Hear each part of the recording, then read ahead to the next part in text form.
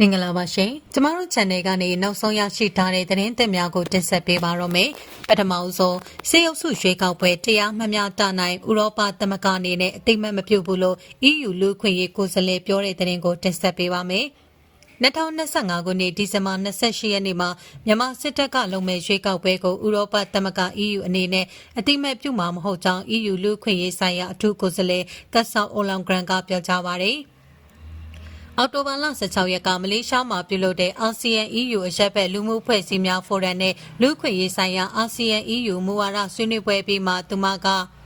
ပြောဆိုခဲ့တာပါမြတာပြီးလွတ်လပ်တဲ့ရွေးကောက်ပွဲဖြစ်လာဖို့အတွက်လိုအပ်တဲ့အခြေအနေတွေတခုမှပြည့်မီခြင်းမရှိပါဘူးစစ်တပ်အာဏာပုံမခိုင်မာအားကောင်းလာစေရေးကိုသာဦးတည်မဲ့စေအုပ်စုကစီစဉ်ပြုလုပ်တဲ့ရွေးကောက်ပွဲတွေဖြစ်ပါတယ်လို့သူမကဝေဖန်ထားပြီးကျမတို့ EU အနေနဲ့အတိအမှတ်မပြုပါဘူးလို့ပြက်ပြက်သားသားပြောကြားခဲ့ပါတယ်သူမကမြန်မာစေအုပ်စုအနေနဲ့လုံရက်တွေပြုပြင်ပြောင်းလဲဖို့အကြမ်းဖက်မှုတွေရပ်တန့်ဖို့နဲ့ပြည်ပခါတွေကိုအမှန်တကယ်ဖြည့်ရှင်းနိုင်ရေးစစ်မှန်တဲ့ဆွေးနွေးမှုတွေပြုလုပ်ဖို့တောင်းဆိုခဲ့ပါတယ်။လေးလာသူတွေလုံးဝမစိတ်လွတ်ခြင်းမြန်မာနိုင်ငံပေါ်ပိတ်ဆို့အရေးယူမှုတွေချမှတ်ခြင်းပြည်ပခါများဆုံးသက်ရေးတောင်းဆိုခြင်းတွေပြုလုပ်ပြီးသူတို့ကိုအတိမတ်ပြုလက်ခံခြင်းမရှိဘူးဆိုတာပြသသွားမှာဖြစ်ပါတယ်လို့သူမကပြောဆိုထားပါတယ်။အိန္ဒိယနိုင်ငံတွေအာဆီယံနိုင်ငံတွေကလည်းဒီပြည်ပခါဖြည့်ရှင်းရေးအတွက်ဆက်လက်တွန်းအားပေးသွားကြမယ်လို့ကျမတို့အနေနဲ့အလေးနဲ့မျှော်လင့်ပါတယ်ဆိုပြီးအိုလောင်ဂရန်ကထပ်လောင်းပြောကြားခဲ့ပါသေးတယ်။ဒါအပြင်သူမတွေ့ဆုံခဲ့တဲ့အာဆီယံနိုင်ငံသားဟာမြန်မာအခြေအနေကြောင့်ထိခိုက်ခန်းစားနေရပြီးဒေသတစ်ခုလုံးအတွက်အလွန်မင်းမတည်ငြိမ်မှုတွေဖြစ်ပေါ်စေတယ်လို့သူမကပြောဆိုခဲ့ကြောင်းသိရပါတယ်။ဆက်လက်တင်ဆက်ပေးမယ့်သတင်းအကြောင်းကတော့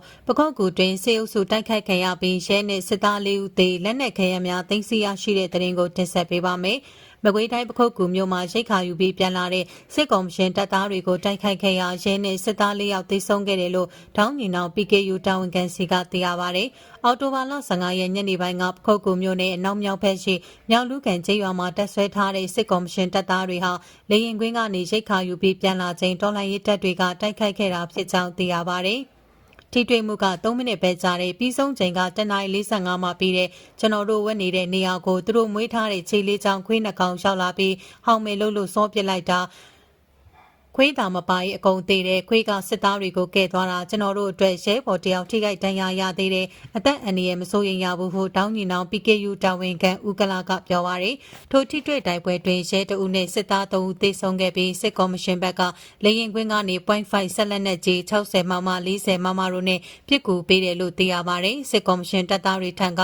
ဦးစီးတလက် MA1 တလက်ကြီးပေါင်း9ခု equipment နဲ့ထဲကြီးကအိုးထုံနှလုံးနဲ့ဖုန်းနှလုံးသိမ်းဆည်းရရှိခဲ့ကြောင်းသိရပါရယ်အဲ့ဒီတိုက်ခိုက်မှုကိုတောင်းညီနောင် PKU စောတန်း YSO တပ်ပေါင်းစုစောတန်း YSO PDF ပြည်သူ့အာမန် YSO ရေစကြို Revolution Group YRG King Cobra PKU နဲ့တောင်းစစ်တီတို့ပူးပေါင်းလှုပ်ဆောင်ခဲ့တာဖြစ်ပြီးတော်လှန်ရေးရဲဘော်တယောက်ထိခိုက်ဒဏ်ရာရရှိခဲ့ကြောင်းသိရပါတယ်။